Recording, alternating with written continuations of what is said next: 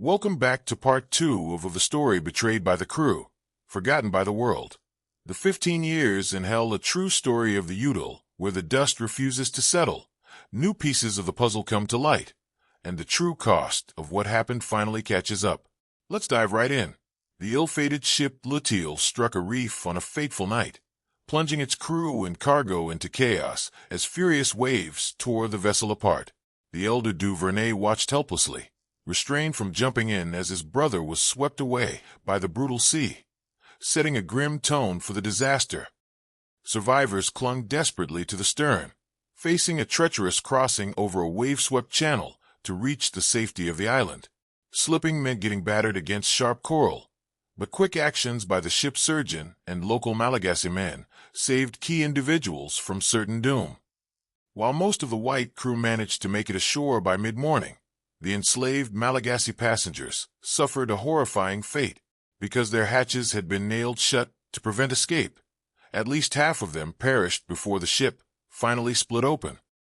A total of 123 white Frenchmen and 88 black Malagasy men and women found themselves stranded together on the desolate Isle of Sand. Battered and exhausted, they faced an immediate crisis of identity and hierarchy, wondering if the old master-slave dynamic still held any meaning. The tiny, flat island offered no real refuge, feeling more like the deck of a doomed ship than solid land.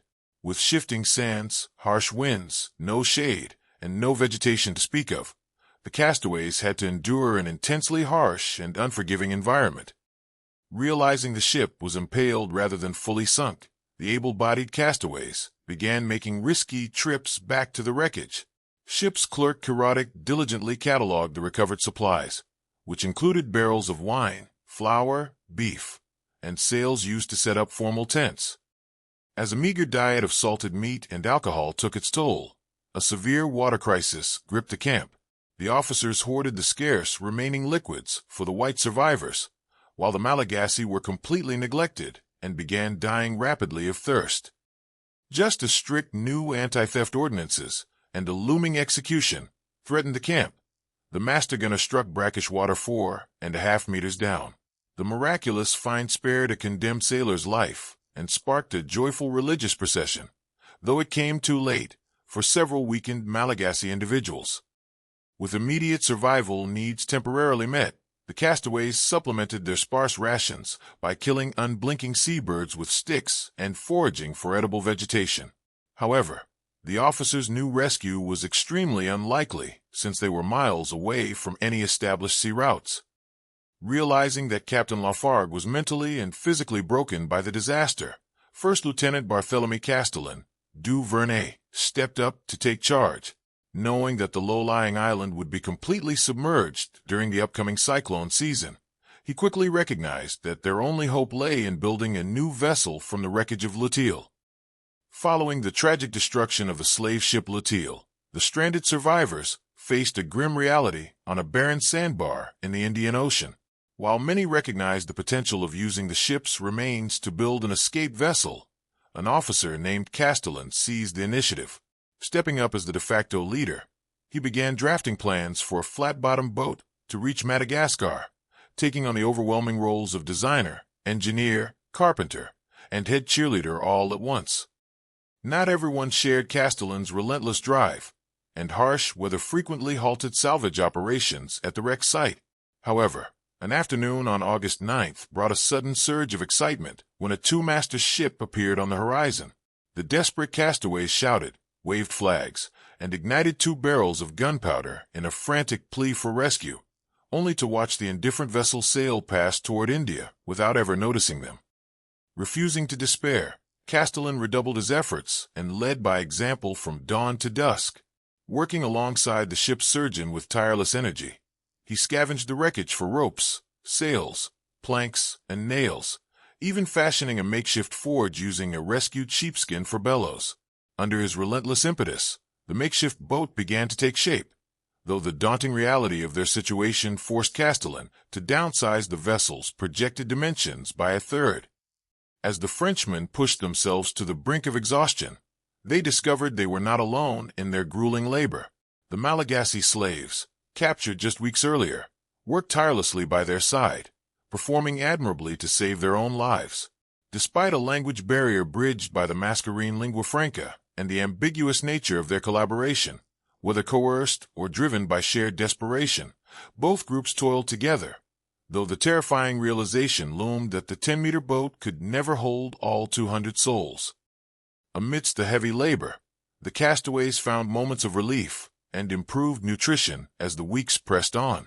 On September 11th, they successfully caught a massive 225-kilogram green sea turtle, and shortly after, they constructed an oven using salvaged fire bricks to bake fresh bread from saved flour.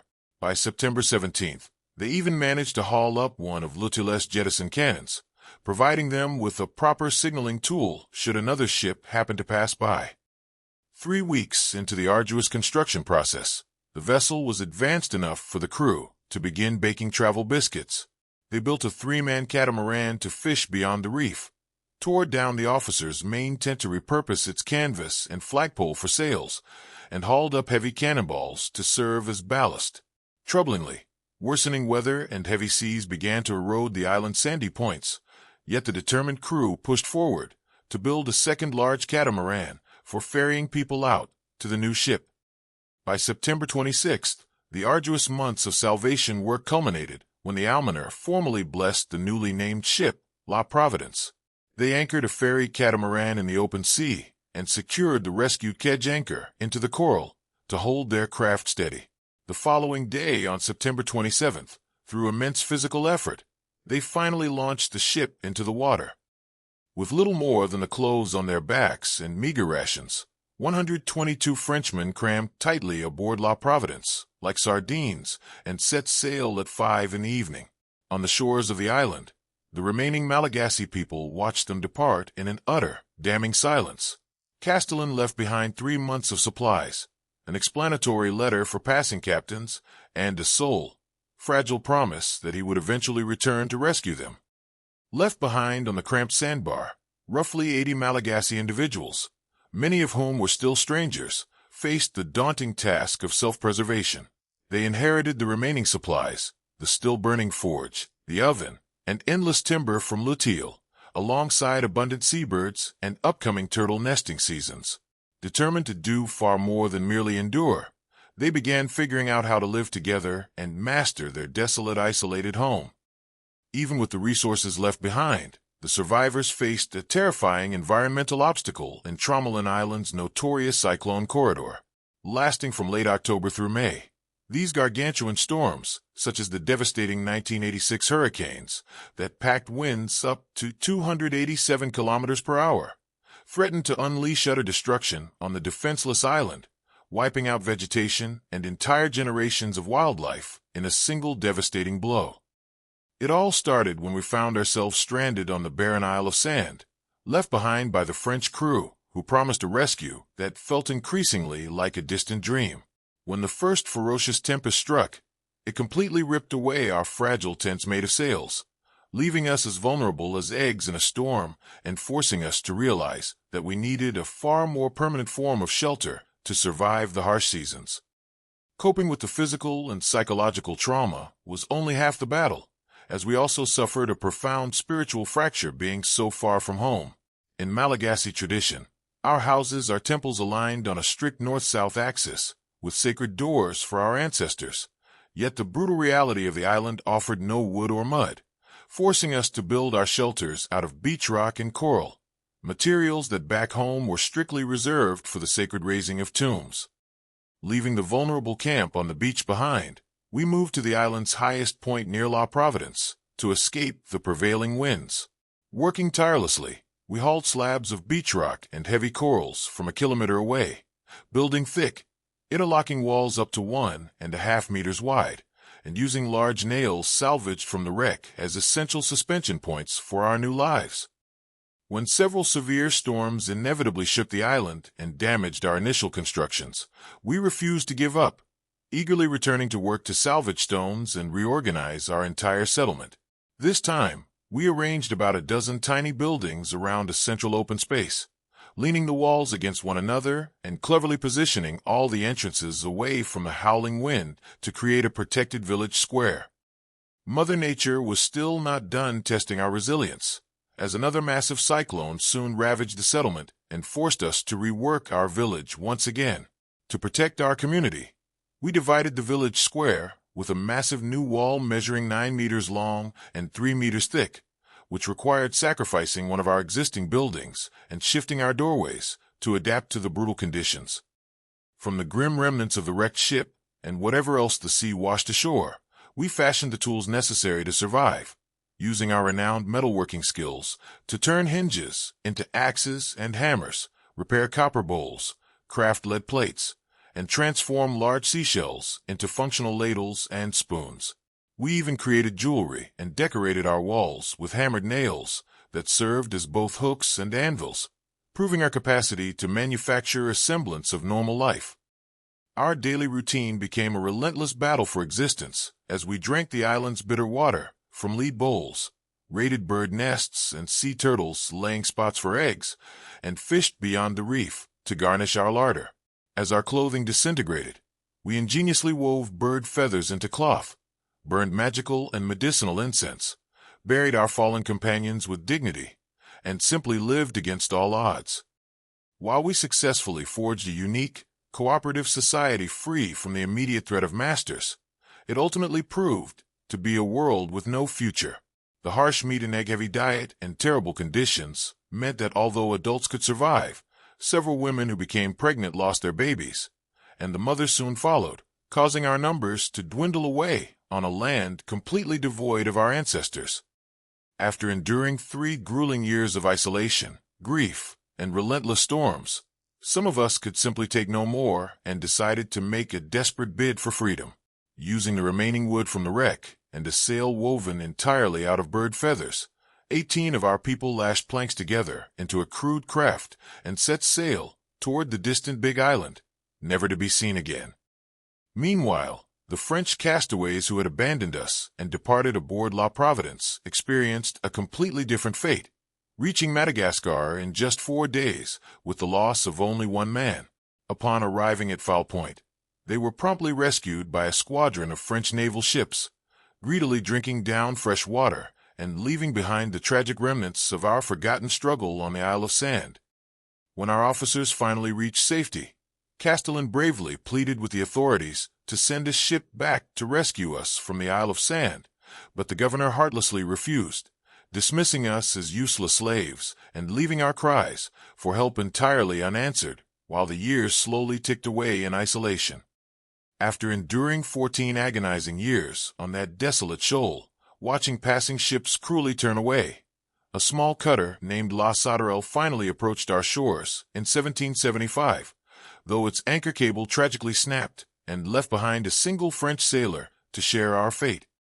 Months after the stranded French sailor joined our small community of survivors, Semyovu miraculously gave birth to a healthy baby boy, bringing unprecedented joy to our harsh existence and proving that new life could somehow flourish even in the most unforgiving place on earth.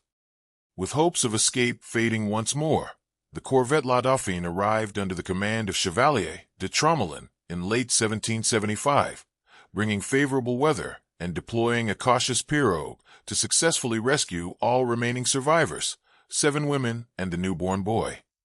Upon arriving at Port Louis, the authorities offered to send us back to Madagascar, but we immediately and coldly refused out of the well-founded fear of being re-enslaved by our own compatriots upon our return.